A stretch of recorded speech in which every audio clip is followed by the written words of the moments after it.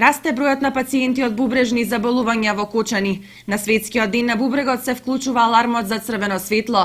Од приватната здравствена установа Диамет Кочани велат дека бројот на пациенти кои редовно посетуваат дијализа е зголемен во однос на минатите години, а загрижувачки е податокот дека од пациентите дури 10% е младата популација, иако во годините наназад возрастната граница на болни се движеше од 40 до 50 години. Нашиот центар моментално во ПЗУ Диамет имаме 40 пациенти на број, кои дијализата ја вршат во две смени, понеделник, среда и петок, прва и втора смена.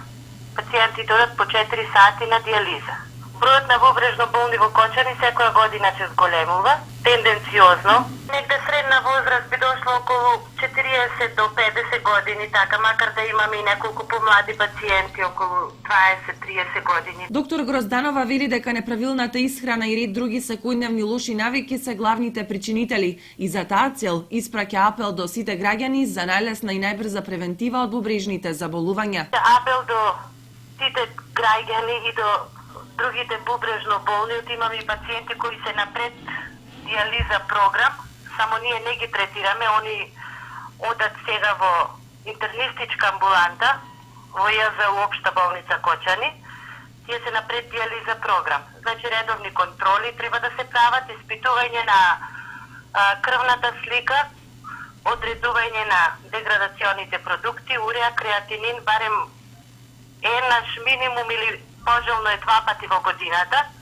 Редовни контроли, тоа е апел до граѓаните, испитување на крвниот притисок редовно, здрава храна, повеќе движење и мислам дека тоа би помогнало за превентивата. Еден од проблемите со кои се соочува оваа здравствена установа е недостигот на сместувачки капацитети за болните, како резултат на нивното постојано зголемување.